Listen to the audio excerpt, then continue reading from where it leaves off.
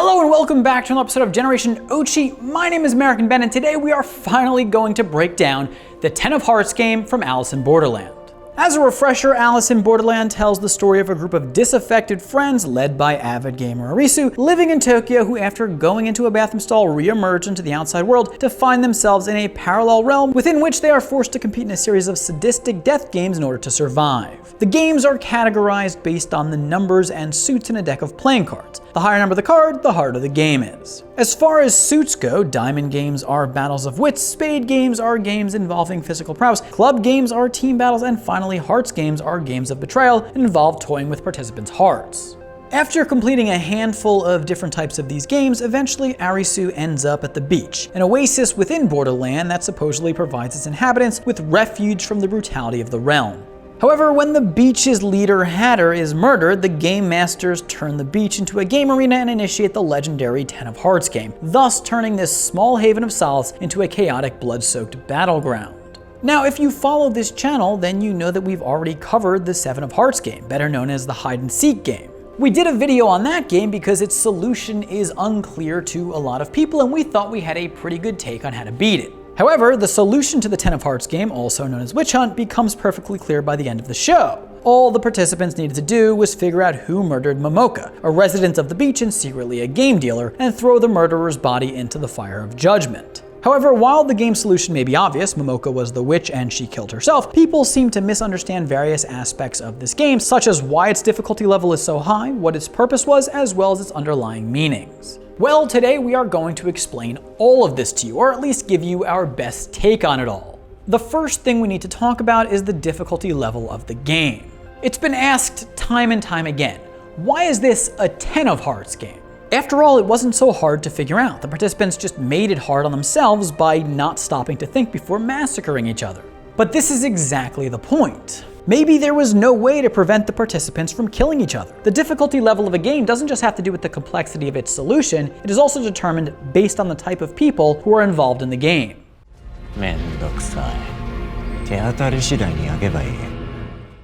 If this game only had Arisu's and Usagi's in it, then maybe it would have received a lower difficulty rating. There's plenty of moments where lower-level militants hesitate to commit acts of violence, but their fear of true madmen like Naragi compels them to carry out their dirty deeds. The violent leaders of the militant faction at the beach brings out the worst in the humans there. The residents of the beach are already desperate to survive, and with a good push from Megumi and Naragi, they're able to murder at will. Watch the show more closely the next time you see it. Lower-level militants repeatedly give voice to the inner turmoil they experience for killing people.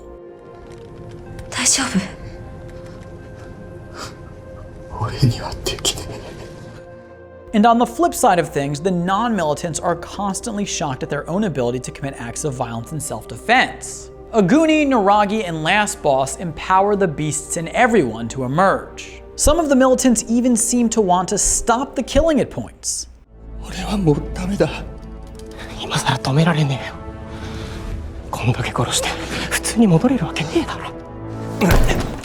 But they persist in fear of their leaders who force them to continue doling out untimely deaths. So even though the game participants could in theory have solved the game instantly, because of the nature of some of the people involved in the game, it becomes a lot harder to reach the correct conclusion before the bloodshed starts. The game masters knew who was going to be in the game before it started. As a matter of fact, they chose specific people to bring into Borderland in the first place. And they knew that the situation at the beach was perfect for a Hearts game, a game in which people seemingly have to kill each other in order to win. As Arisu states in this episode, given his experience in the hide-and-seek game, Hearts games are designed so that you can't win without feeling disgusted. And this is good thinking on his part. Both the audience and the characters involved in hide and seek started out in the game by assuming that winning means no one dies. But of course, that doesn't necessarily have to be true. Winning can mean that only one person survives, which is better than 0, I suppose. However, Arisu then makes a mistake.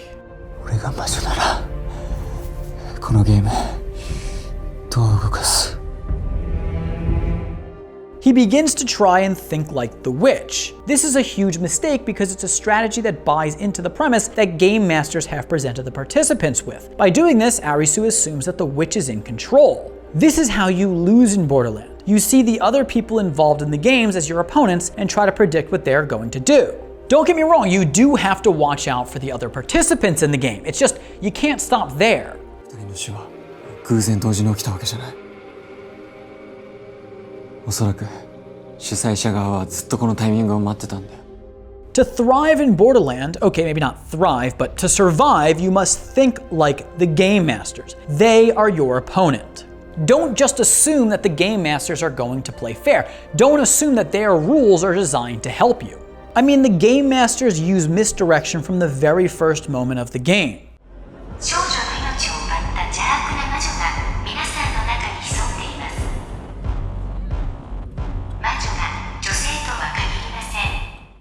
The voice says that the witch's role is not limited to women, but it did turn out to be a woman. Why did the voice say this then? Well, perhaps just to cause chaos. The very fact that there are dealers who pretend to be regular participants in games should tell you that nothing about the death games is fair. The participants just assume that the Game Masters wouldn't lie to them, that their god wouldn't lie to them. But alas, that's something I want to discuss in another video on anime and despair if you're interested. For now, let's get back to Arisu. なんでこのタイミングを主催者が使ったのか。なんで帽子屋の死を待ってこのゲームを始めたのか。He and his friends begin to wonder why the game started when it did. This is a good question, because it's a question that forces the players to think like the Game Master. And at this point in the video, you should already be starting to pick up on its answer. Because from the very beginning of this video, I have been trying to think like the Game Masters do. The most important factor to know in trying to figure out why the game started when it did is that Aguni is involved in the game. 魔女は誰だ？名乗り出ろ。誰も名乗り出ないんなら全員火にくべる。Yes, Naragi was ready to shoot up the place, but it's Aguni who actually was looking for a reason to kill the beach members. Actually, he might have massacred them even had a game not been started. But nonetheless, the game offered him the reason he needed to start the murder and mayhem. There's a point in which Arisu explains his alibi to Aguni and thus proves he's not the witch, and yet Aguni beats him anyway. That should tell you that he didn't care about the witch, he just wanted to hurt and kill. See, the difficulty level of the death games are affected by the type of people who are participating in them. And this implies that the difficulty level is also affected by the state of mind of the participants and other situational factors. あんたの目を見てやっと分かって。自己嫌悪、自暴自棄。その目はあの日の俺と同じ。ダチを殺すためだ。Back in the hotel room, Arisu was able to figure out that Aguni is not the witch. He sensed that Aguni was reeling from having been forced to kill his best friend Hatter. Arisu knows how it feels to be forced to kill one's friends. He knows what kind of despair such an action can create in one's mind. And thinking like a game master, Arisu said to himself, now is the perfect time to start a hearts game, when the leader of the beach is on edge and teeming with rage. だいたいこれだけの銃があったら武闘派はとっくにビーチを制圧できたはずだ。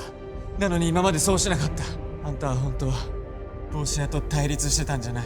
When Hatter was in charge of the beach, the place was relatively under control. The militants were restrained from really letting loose. Hatter was a killer himself, but still prevented the beach from breaking out into utter chaos. So the game masters just waited and let the beach be, and ever so slowly, Aguni began to lose hope. ビーチのどこに希望がある？こんな世界のどこに希望があるっつんだ。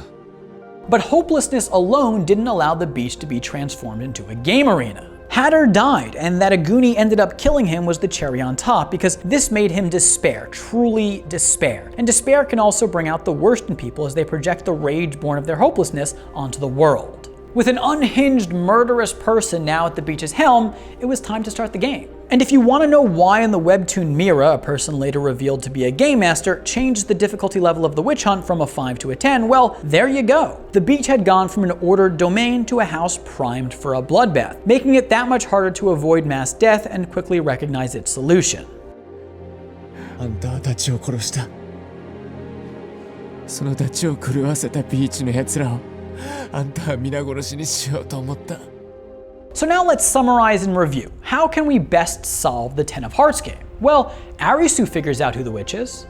ハートのゲームはいつも人をバカにしたようなもんだった。もしかしたら殺戮の真逆の解決が本当はあったのかもしれない。He points out that there might have been a way to beat the witch hunt without killing anyone. Well, first he says everyone, but then specifically says a solution where no one has to die. And then he points to Momoka and declares that if she is the witch, then a peaceful solution is possible because she's already dead. But here's the problem with that.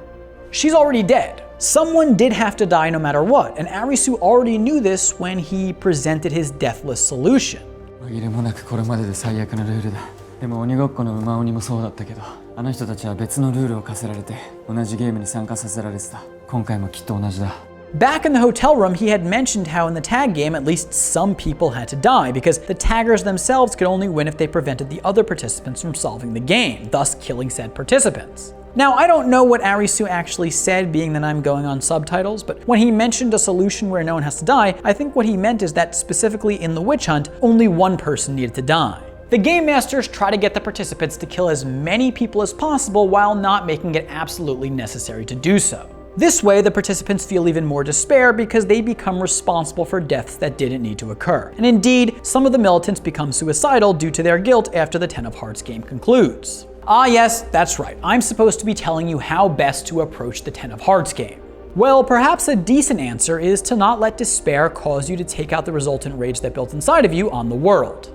俺たちはまだ生きてる。みんな絶望と向き合いながら最後の最後まで戦ってる。 After the game ends, Usagi almost keeps the violence going, but Arisu stops her just in time. However, you need a more practical solution as well, I think, because you can't always hope to control others. So, what's an even better approach to Hearts games? Well, I don't need to tell you that. The game master already did. She said it right to you and right to the executive members of the beach directly. 確実にビザを稼げる方法がある。死んでもいいおとりを連れて行けば確実に自分は生き延びれる。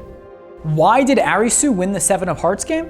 Well, 2 of the 3 other participants in the game were his friends who cared about him, and who in the end were willing to die for him. Actually, even the other participant, Sayori, accepts her death just before the game ends. The game's difficulty level was a 7 because while the despair and suffering involved was great, the participants were friends and would possibly be willing to sacrifice their lives for each other. However, the Ten of Hearts game involved hundreds of people, many of whom didn't care about each other, many of whom were maniacal killers, and just about all of whom were pretty dead set on living. So in sum, if you plan on ending up in a Hearts game anytime soon, bring people along who will die for you. Of course, you may say, but Ben, not everyone enters into Borderland with their best friends like Arisu did. Well, here's where you have to be creative. Do you want to know why Chishiya was smirking in the shadows behind the scenes while Arisu explained the secrets of the game to everyone in the beach's lobby? Because he already knew all of this shit. He surrounds himself with people he can use, people whom he convinces to sacrifice for him. And yes, he knows to always be thinking like the game masters. 一体何を見せてくれるのかな運営サイトは。 But you can watch our Chishiya breakdown video for a deeper explanation on his mentality. Anyway, now you hold the secrets to the Ten of Hearts game. They may not make you feel all warm and fuzzy inside, but if you want to survive Borderland, you cannot assume that peaceful outcomes are possible, and you cannot let your optimistic thinking lead you to make assumptions about the rules of the games that aren't necessarily true.